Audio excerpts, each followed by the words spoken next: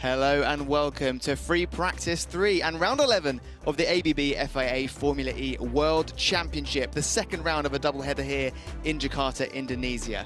I'm Saunders CB, and it has been just less than 24 hours since the checkered flag fell on yesterday's race, a race that could easily be said to break the mold of Formula E racing this season and left us with an even tighter championship fight. So that's what we have to look forward to today. There is many things to look forward to today whilst we race again here in Jakarta in the Ancol Beach area of this very populated city. 23 million people here in Jakarta, and we're all very excited to go racing here again. But we've got another free practice session before that, and of course a qualifying session, which was very interesting yesterday.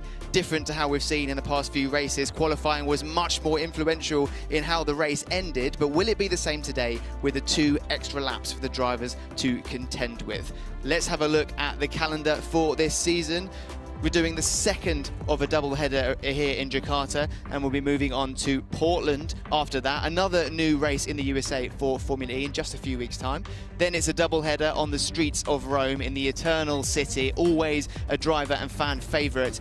And then it all comes to a close with a doubleheader in London, where the Season 9 champion, team and drivers, will be crowned. Exciting times and locations ahead. But let's have a look at who we've got on the paddock today. Is Dan Ticktum here, always an interesting character. Yesterday didn't go particularly well for him. Mitch Evans, now this is someone yesterday didn't go well at all, being taken out of the race by his own teammate for the second time of the season. Nick Cassidy here, championship leader going into yesterday's race, but not anymore because Pascal Wehrlein has taken the top step back. There's the man himself on the left, Pascal Wehrlein, his teammate Antonio Felix da Costa on the right, showing his muscles apparently there. So let's have a look at how things stand in the team standings. It's Pascal Wehrlein at the top of the standings with 128 points. He made that back, and then, well, that's Nick Cassidy at the top of the standings. He didn't quite do it. The team standings I was looking at. Pascal Wehrlein, 126 points. Jake Dennis, 114. Jean-Eric Verne, 97, 94, 72 for the top 6. That is incredibly close, but is it possible to still win this championship from lower than 5? We will see that later. René Rast, 11th. Stoffel van Dorn, reigning champion, in 12th, and finishing the order is Robin Fries and Nico Müller for Abt Cupra. Decent running for them both yesterday. Now let's have a look at the team's championship. Tag Heuer Porsche reclaimed the lead on the championship. That's what I was thinking of earlier, thanks to Pascal's win yesterday and da Costa's points, of course. 9 points behind is Envision Racing, and then we've got Avalanche Andretti, DS Penske and Abt Cupra down in 11th. So let's take a look at this track that these drivers are going to be racing on today. Purpose-built in the Ancol Beach area of this city by the coast. A 2.37 kilometre, 18-turn circuit. It starts with a quite tight opening sector, and after a run down that start-finish straight. Now there is plenty of room for overtaking into the right-hander at turn 1, heading into a flowing series of quick turns. Tricky sequence in the last sector, following a fast right-hander at turn 12 and another long straight. Another big overtaking and regen opportunity out of that straight and into the hairpin at turn 13 rather. Now attack mode we have at turn 16, 8 minutes of that to be used in the race today. A slightly awkward left-hander at turn 18, where a good exit is crucial for the straight that follows, and that completes the very physically demanding circuit of this Jakarta circuit. Now it's time to introduce who's joining me in the comms booth. We have former driver and former champion in Formula E, Nelson Piquet Jr., and former Formula E driver for Avalanche Andretti, Indy Lights champion and all-round good guy and future DJ, Oliver Askew. Welcome, guys. Thanks for joining me again. Good to be back in the booth. Want to give a special shout out to our viewers in Europe and in the Middle East. It's very early in the morning for them, so thank you guys for tuning in. Nelson, morning everybody. Yesterday was exciting, was it not? It was a good long day, exciting. I'm happy that the race today is going to be a bit longer. We're going to see more overtaking maneuvers during this day, and last free practice here in Jakarta starts before the qualifying session. So the drivers are out for this final free practice session. You can see how dusty it is on the circuit. That's something they had to contend with offline yesterday quite a lot. It was making it very difficult to overtake. I'm sure it's going to be exactly the same today, maybe slightly less so. But we have to talk about, guys, we're looking at a Jaguar on track now. But we have to talk about that drama towards the end of the race. Let's have a look at what happened. This is Mitch Evans in front, Sam Bird behind, going into this corner. And for the second time of the season, it's Sam Bird taking out his teammate. Unbelievable, guys. Thoughts? It's a tough one. I mean... Actually, let's listen to a team radio before we get too into it. There's the moment. It's gonna come in just shortly, because I think... Guys, I'm so sorry. With the speed difference, I'm so sorry. So that's Sam Bird apologising there, very similar to the team radio we heard in India. He said it's something about the speed difference. Nelson, what's your thoughts on that? I think he was running really close. You know, I think he was trying to gain from all the drag effect. You know, the closer you run, obviously, the more efficient you are because the less drag you have. And he just took too much, or he was just running too close. You know, there was no point of running that close because there was nobody really behind them, you know, putting too much pressure. You know, he had a clean track behind him. So I don't know. Obviously it was a mistake, but you know, you shouldn't be running that close while your teammate is fighting for the championship. You know, and you know, two mistakes. I think the mistake in India was a bit different. You know, it was a bit chaos, a lot of cars, a lot of dirt. It was a bit different than this one. This one was something clearly that it could have been avoided very easily. You know, I don't blame the one of India as much as this one. Yeah, moving forward now, I mean, this is an extreme test, a mental test and psychological test for Sam Bird today, as we see in our pictures. You know, he's just going to have to put that behind him as soon as possible and focus forward on a new day ahead. Very important for him to finish the weekend strong, and that's just going to help moving forward to put this, you know, mistake behind him. I mean, whilst we're following on track now, we have to address the elephant in the room. Has this put Sam Bird's potential future at Jaguar in jeopardy come next season? Oh man, hard for me to comment on that. I mean, Nelson and I very well understand the politics in racing, especially when it comes to the driver market. It certainly doesn't help his case.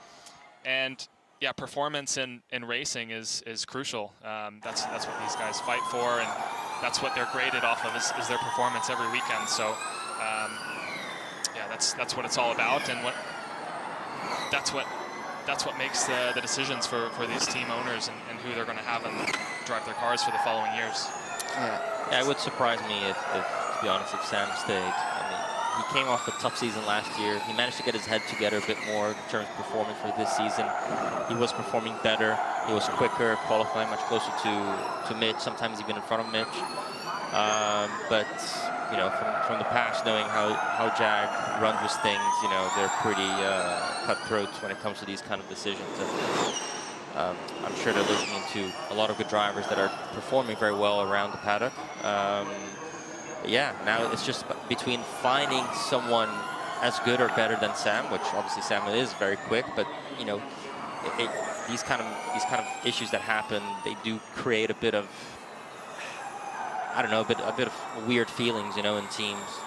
So yes. Yeah, I mean, it's certainly going to be interesting. Let's have a look at what's going on track now. So we've got Maximilian Günther, the undisputed fastest man on track before the race yesterday. Fastest in free practice, fastest in qualifying groups, fastest in qualifying duels. Just didn't get the fastest lap, so he didn't get the full completion, the Grand Slam of speed. But he certainly was on good form. And as we learned at the end of the race, he was very happy to take a P3 and a podium, equaling his best result of the season so far. I have to say, I was surprised by the race performance yesterday. I mentioned on the broadcast following their free practice performance, you know, it wasn't the first time where they were very competitive in free practice and push mode. And here's Dennis Radio. Günther coming up behind on a push. I was saying it wasn't the first time that this car has been competitive on outright pace and free practice and qualifying. So they normally go on to go backwards in race situations, and I'm not sure that this car is the most efficient on the grid, but yeah, they definitely surprised me yesterday, being able to stay up front. Yeah, we'll see what they have today with the extra 2 laps. They're going to be coasting slightly more, and efficiency is going to be more of a factor than it was yesterday, I'd say. So yeah, we can expect him to have another strong qualifying result, I'd say. So riding on board now with Jean-Eric Verne, currently put fastest first sector and fastest second sector, so looking pretty good so far in this free practice 3 session. Finished 5th yesterday, which I think was an all-round pretty good running.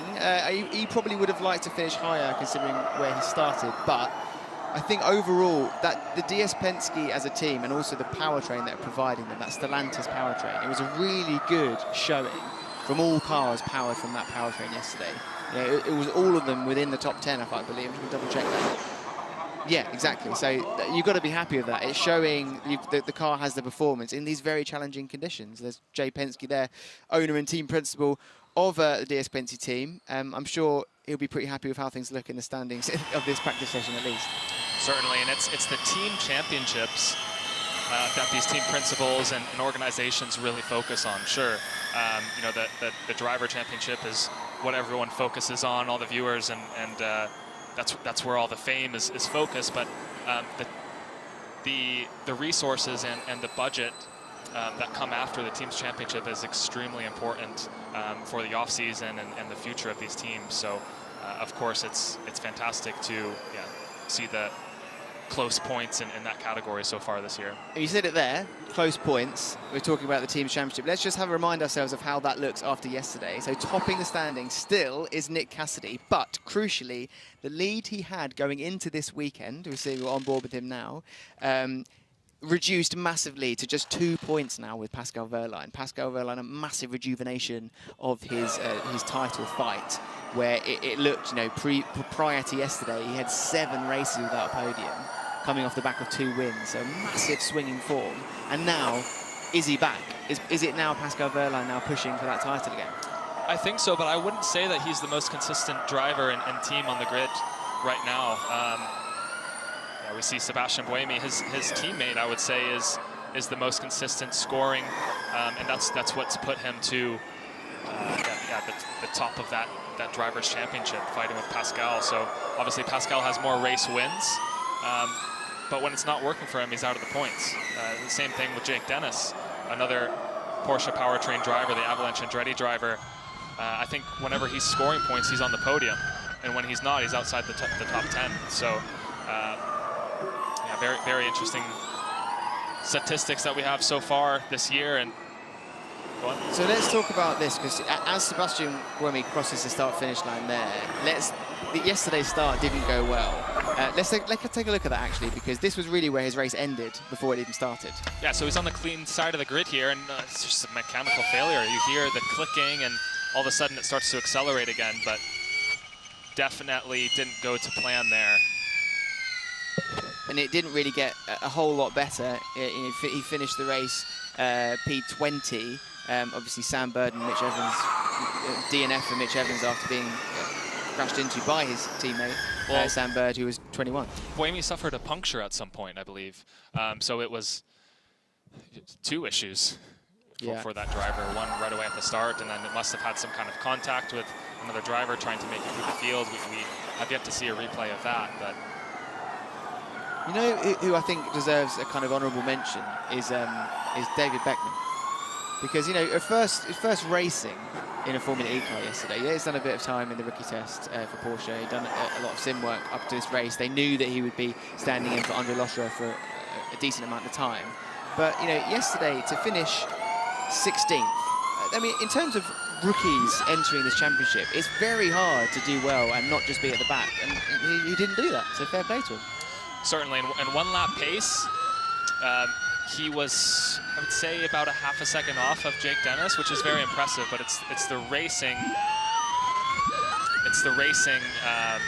format when you have to save energy, and there's other cars around you doing different things, and that's when the experienced drivers really excel. So for him to be 6 positions out of the points, it's not bad. Exactly. Right, let's look at this moment from yesterday. Huge moment in the race. Nick Cassidy done very well to make up a few positions at this point. He goes for a move on Jean-Eric Verne, and he gets very spicy and very close into this corner, and they literally lock wheels.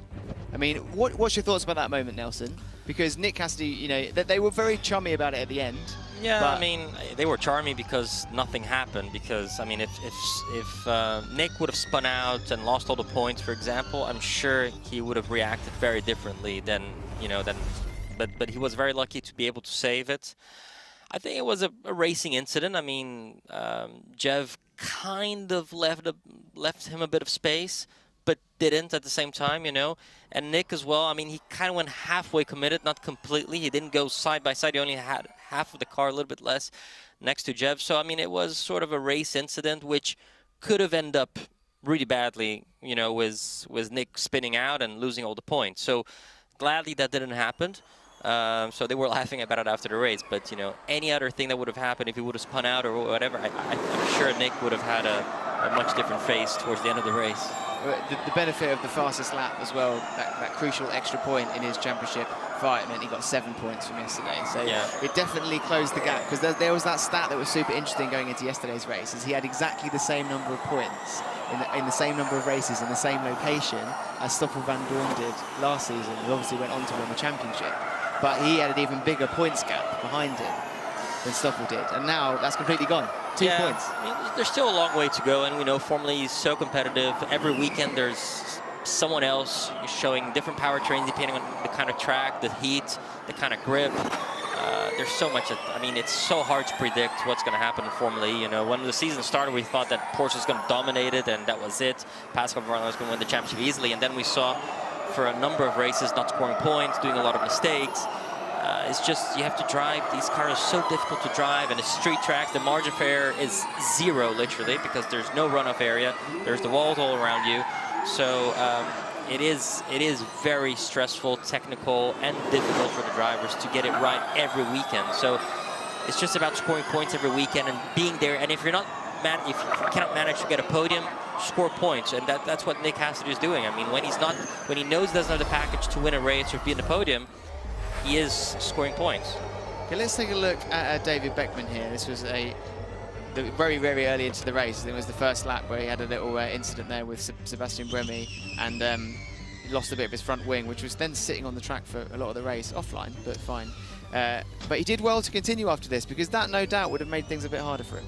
Yeah, I want to be slightly critical of this, because, you know, his mindset going into that race yesterday should have been just to stay clean, learn as much as possible from the veterans around him. I think that was Buemi that he ran into the back to. So one of the most experienced drivers in Formula E, he's not going to leave an inch to a rookie. You know, have that in the back of your mind. And yeah, he was lucky for that not to completely ruin his race. I think he's going to be a little bit more cautious of that today. So this is why we have you drivers in the booth with us, because it's the logic, it's the reality, it's the sense checking, where I'm just here all about the drama and the excitement. So this is good. I'm here for that too. Excellent. So riding on board now with David Beckman, who's done his personal best in Sector 1 and Sector 2 so far. Can he complete the lap with his fastest lap time of the session? We'll see. But if we look at the leaderboard, or the timing board at the moment, Jean-Eric Vergne currently fastest lap with 1:08.382. Then it's René Rast, Jake Dennis, Jake Hughes, Nick Cassidy, and Stoffel van Dorn. Now, interestingly, we're not seeing as much consistency in the lap times as in terms of teams as we were at this point in free practice 1 and 2. We were seeing a lot of teams bunched up together, showing equal performance, but it seems a little bit more scattered this time around. Yeah, of course. Yesterday it was more about which teams and drivers rolled off the trailer, as we say, the quickest, you know, from the simulator earlier in the week. But now these teams and drivers have had a chance overnight to look at some things. Nice. Keep pushing turn 1 for references, and then we back off for cool. There we go, that's Maximilian Günther, who, as we said earlier, was the fastest man in free practice. 1, 2, and qualifying groups, and the duels. So yeah, very much the fastest one-lap pace up to the race. One thing that happens also, for sure in the beginning of free practice, what they'll be doing, they'll be simulating a little bit the energy target for the race. And then the second part of practice, they're getting ready for qualifying. So the drivers are starting to change tires and putting colder tires, more grippy tires. Which, you know, when they're colder, they have a bit more grip. When they start heating up, they lose a lot of grip. So now it's when they start coming into the pits, changing tires and prepping for qualifying, you know. So going for quali sims, And so now from now the last 14 minutes, we're going to see the times drop down a little bit because they're going to be performing qualifying simulations, because right after this we have the qualifying session for the race. Absolutely, and that's evident by the fact there's only 6 drivers out of the 22 that have used their full power mode so far. So yeah, times are definitely going to drop off, as Nelson said. A couple of other things to mention, just talking about energy targets there in the first half of this session. Is a whole new strategy for today, because they've got 2 extra laps to contend with from yesterday. Now, having spoken to a few drivers after the race, the general sentiment or kind of prediction was it might not be similar to what we've seen in races before this weekend, but it's going to be closer to that. So those 2 extra laps will have a difference in the style of racing we see. Does that, as drivers, as people that know about energy management and how 2 laps might make a difference, does that resonate with you?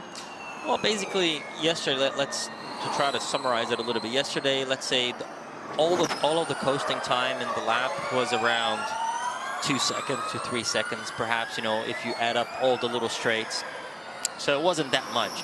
Today is probably going to be more about 5-6 seconds. So you have more time of coasting, which means that there's more chances the car that's sitting behind you, he keeps accelerating instead of coasting, and he's going to have a chance to pass. So the opportunities to overtake, and for sure this race, are going to be much higher than yesterday.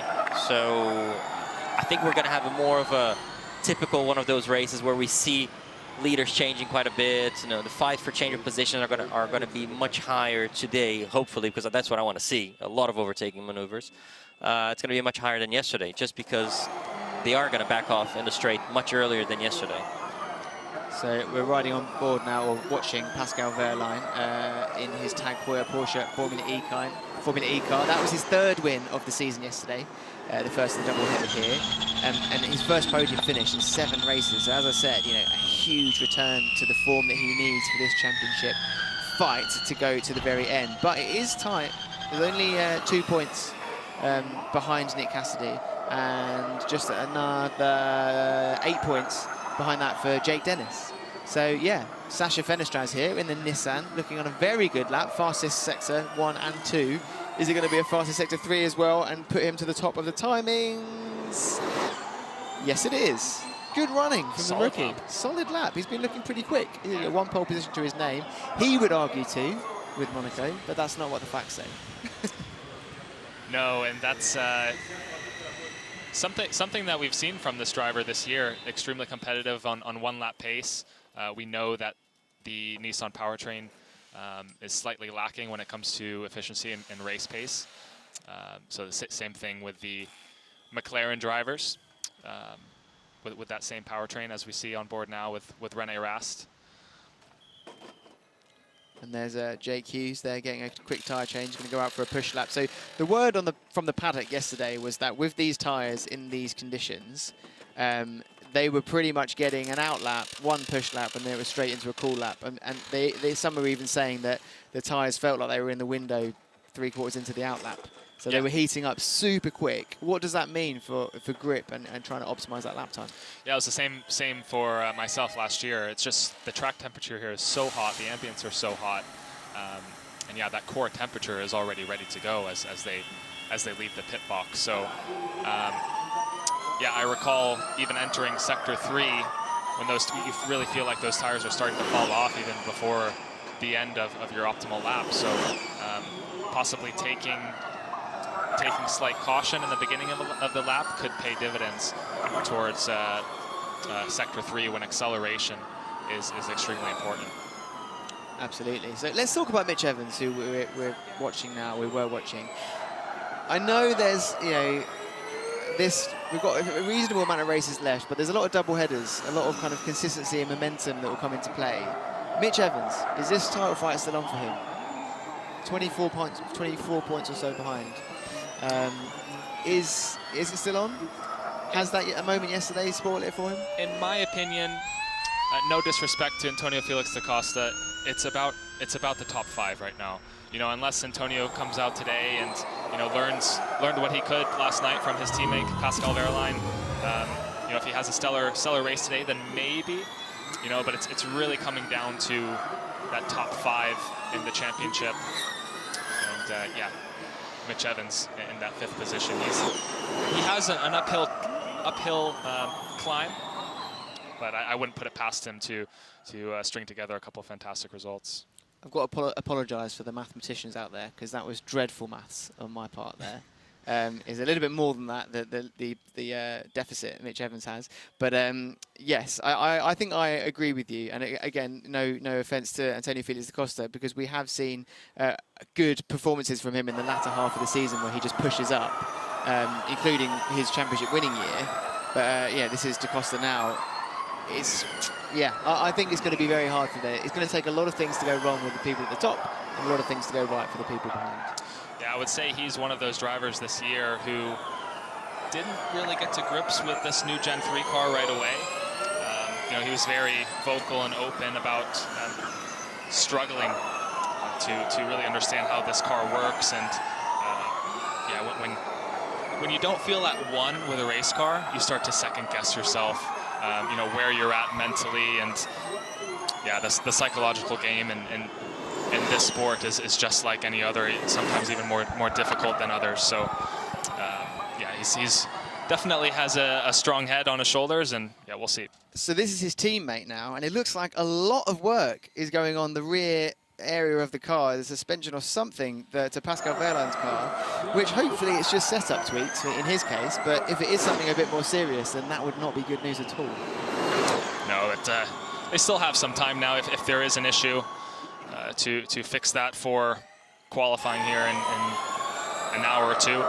There's a very happy James Roster there just briefly before, as his driver, MSG Racing, Maserati MSG Racing, Maximilian Günther, went to the top of the timings. Again, free practice 1, free practice 2, qualifying groups, qualifying duels, and now free practice 3, the fastest man on track. But will it stay that way? There's still 7 minutes and 40 seconds to go. It'll be interesting to see if it does stay that way. He has looked very quick, especially at 1 lap pace. And here's Stoffel van Dorn, he's just gone up to 4th quickest in the session. And Jay Penske there, aka Tom Cruise, always looks like the ultimate Top Gun in those glasses. I need to ask him what kind of hair gel he uses. It's always meant on TV for Jay Penske. So you were just talking there about getting up to speed with the car, and it took da Costa a bit longer than he thought with the Gen 3 car. Now Nelson, you had the chance to drive the car a few days ago. In terms of getting up to speed, what were the main differences for you?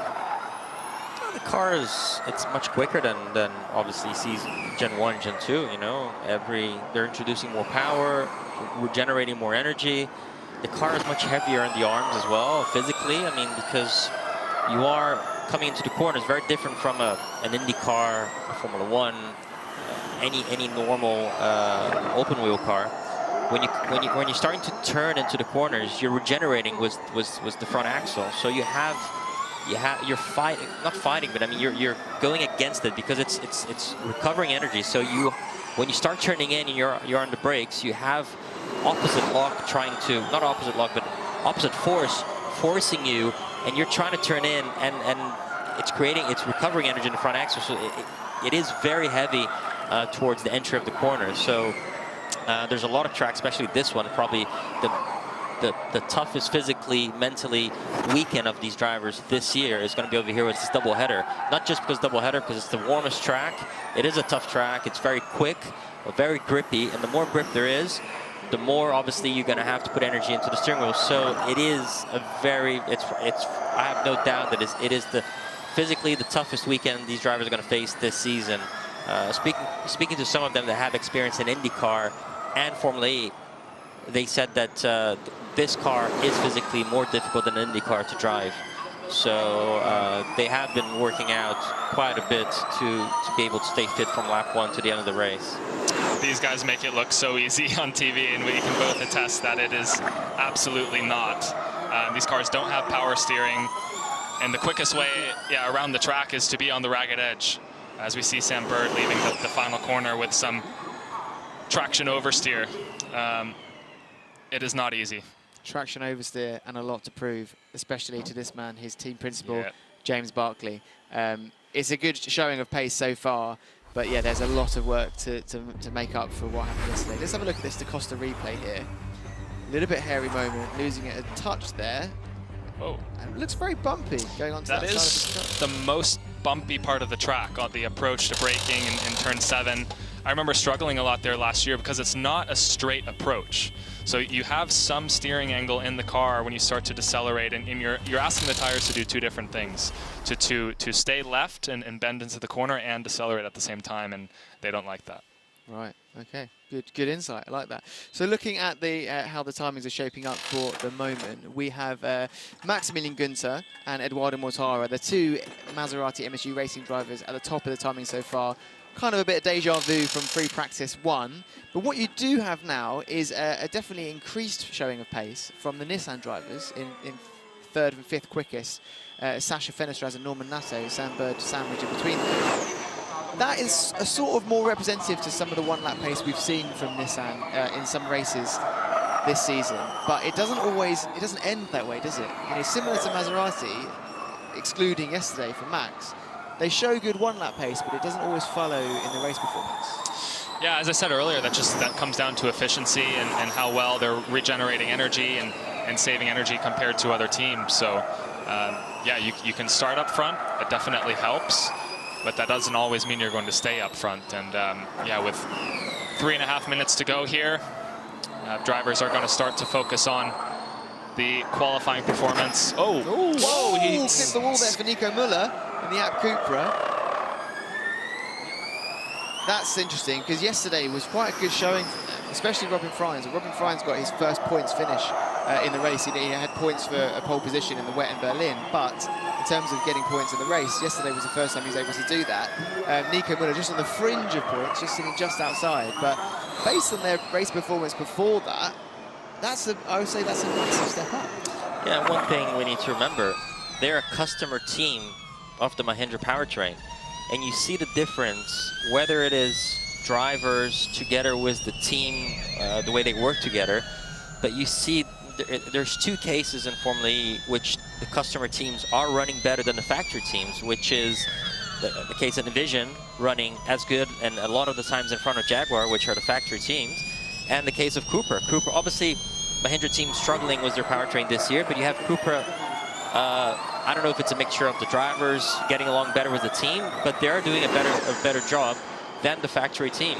So hats off to them. And same thing for the Andretti team. Andretti is a small team compared to Porsche, and they are yesterday. I mean, they gave Pascal a hard time. You know, Jake was very good, was on it, and their resources and the team is much smaller than the Porsche team. So it's very important for you to have a good combination of drivers and the team working well together, because you do see the difference in results. And some of these smaller teams, customer teams, doing a better job than the proper factory teams. Let's have a replay of that Nico Müller moment. Oh, that was a hefty punch to the wall there. Yeah, that's certainly not going to do the tyre any good. So yeah, very interesting points there, Nelson. It would be interesting to see if that continues for this race, going into the remaining of the races this season. That moment you mentioned there with Pascal Wehrlein yesterday and Jake Dennis. Cool, thank you. He's Fred Espinosa there watching that moment, sporting director of Cupra.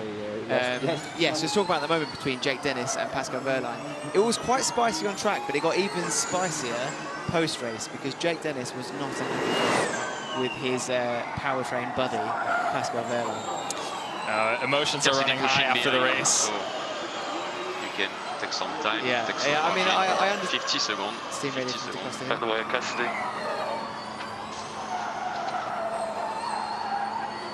There's just some energy targets and strategy being read over the radio there for Da Costa. But yes, I can tell you if they're in that same situation today, all gloves are off. It's the last race of the weekend. You know, I think we can expect Jake Dennis to take even more risk to try and get that win. And there's some bragging rights involved because we're talking about, you know, inter-team competition with these customer teams, and as Da Costa backs it into the hairpin there. Antonio. Yes, I mean, you know, after the race, Jake was very keen to show his frustration in that interview, but that was on his own. When it came to the press conference, I thought, you know what, I'm going to ask it again with Pascal sitting next to him and see if he gives the same answer. He did. He did. He did. So if not more detail. So there's a little bit of friction now. Had DaCosta crossing the line there. P11, checkered flag is out. 6/10 off Max Günther, so not really where he wants to be. Yeah. I mean, who knows what they were doing in this session? Were they prioritizing trying to get the strategy perfect for the extra 2 laps that they were all contending with in the race? Or is that just showing slightly off the pace yesterday? I mean, Verlijn's managed to just get it into the top 6. But yes, as we finish now, we've got Maximilian Günther at the top of the timing, 107.5. Jake Dennis might be able to improve, but he's done his best second sector. But is he going to do his best third sector and stay where he is, or will he be pipped by who's doing well? Dan Ticktum. Dan Ticktum goes purple in sector 1. But the rest of that lap, I don't think worked out well. 10th is the best he can do. Mitch Evans now, yeah, 13th is the best he can do. So there we go. We've got a top 4 at least locked in. Max Günther, Jake Dennis, Eduardo Mortara, Sasha Fenestraz. Again, we've talked about it quite a bit this session. Good showing of pace again from the German driver, Maximilian Günther, in that Maserati. Yeah, and Jake Dennis, crucially, going to about a 10th quicker than his championship rival, Pascal Wehrlein in P6. Again, some bragging rights there, but yeah, this is still just practice, right? Absolutely. The last quarter of this session is completely focused on qualifying these drivers, making sure they have all of their references in place, the deceleration, their braking points, and yeah, they're going to have a quick debrief and get out there and put it all on the line. Yeah, exactly. There's James Rossiter there, who before this on board, looking at Max Günther, who yesterday had to contend with the excitement of having both of his drivers in the duels, but then the anxiety of having them go against each other. Left or right-hand side? Right-hand side. Right-hand side, so dirty side, small burnout. So now they just have the opportunity to test their traction coming off the line as the lights go out. And yeah, on the left side of your screen there, you can see how dusty that is. That's just reducing the amount of grip and acceleration that those drivers have on the inside line. So certainly not where you want to be, but that's just a bit of luck, I would say. You can't really decide which part of the grid you're going to be starting on. Just depends, what your qualifying position is. It would be the ultimate strategy if you manage to do that efficiently. But Jake Dennis also mentioned that yesterday, that he really wants to start on the other side of the grid today. He lost a lot of time in the starting where he did. Yeah, you say that, but the outside heading into turn 1 isn't always the safest, right? So you typically want to get to the inside, protect that line, and any accidents that happen always flush to the outside of the track.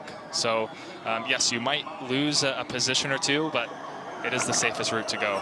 Interesting. Well, we'll see later on when that race starts. But yeah, as it stands, this is how it looks in terms of speed for the free practice 3 of this doubleheader in Jakarta. Maximilian Günther fastest, Jake Dennis, then Eduardo Mortara, Sasha Fenestraz, and Sam Bird topping or closing out the top 5. Improvement of pace, let's say, for Sam Bird, which is definitely a good way to start after the very troubling, is Nick Cassidy, Team Radio. Run before, so first lap. Teased us. We've got to talk about Cassidy because the controls. He's struggling with controls. Interesting. Thanks for a good session.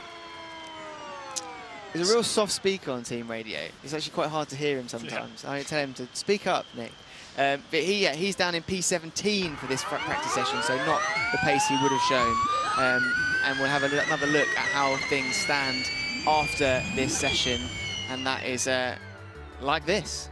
Maximilian Günther, Maserati MSG Racing driver, quickest, followed by Jake Dennis, Eduardo Mortara, Sasha Fenestraz in the Nissan, good running for the rookie, Sam Bird, the Jaguar TCS Racing, trying to make up for the awful end of the race yesterday for him and the team. Pascal Wehrlein, decent time, but still qualifying up next, and that's where it's all going to count. Sergio City Camera, Norman Nato, Stoffel van Dorn, and Dan Ticktum closing out the top 10. Jean-Eric Verne was 11th quickest, Antonio Felix da Costa 12th, Mitch Evans, Nico Muller, Sebastian Buemi, Lucas de Grassi, Nick Cassidy, current championship leader, all the way down in 17. Can he improve that pace in qualifying? Rob McFryens in 18th, though. That's what we kind of expect to see from the App Cupra, but that was a shock result yesterday when they did much better in the qualifying duels and even in the race, getting themselves some points. And it's David Beckman and Roberto Meri closing out the timings here in Jakarta. Let's have a look at how this session unfolded. It's Maximilian Günther here, the quickest. Nice slow-mo angle of him. Can he repeat this? We shall see. And then we're on board now with Jake the Menace. Jake Dennis the Menace. Tell you what, you're not going to want to see that red car in your mirrors today. He's on one. He's on a mission. He's on a mission. He's on a mission. There's Eduardo Mortara, the other Maserati MSG racing car.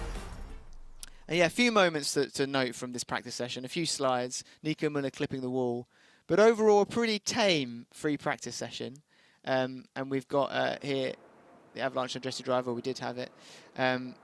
Yeah, so pretty tame. Yeah. But qualifying now is where it all counts. And what I'm interested in is not just who's going to do well timing-wise, but who's recovered the best from last night.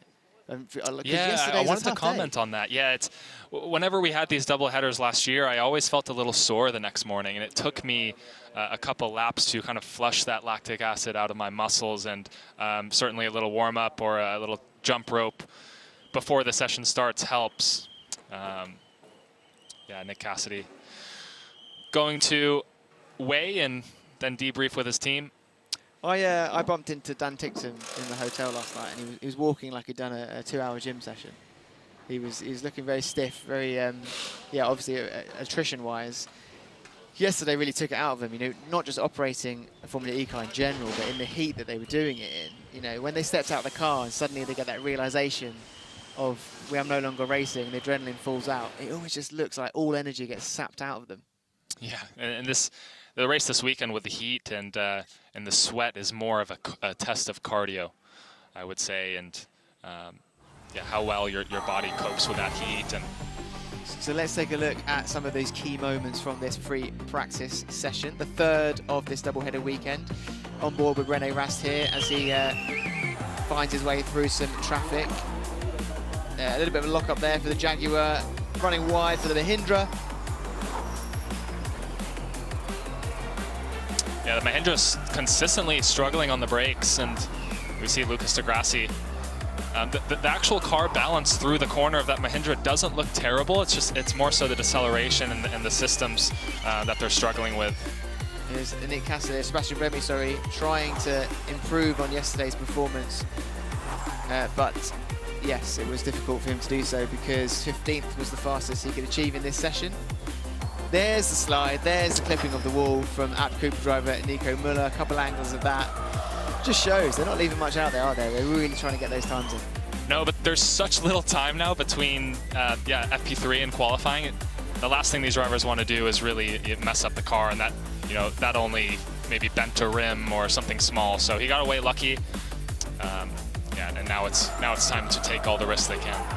There's a few surprises in qualifying yesterday. It'll be interesting to see if that happens again today, or whether people have learned enough in the gap from yesterday's race to today's qualifying session, and they can make up any gaps or challenges or problems that they had in the car to improve that lap time. So yeah, there we go. Maximilian Günther, quickest again in these free practice sessions. This man knows his one-lap pace this weekend. He's doing very, very well indeed. Did convert that into a podium yesterday, equaling his best performance and best result for him and the team so far this season.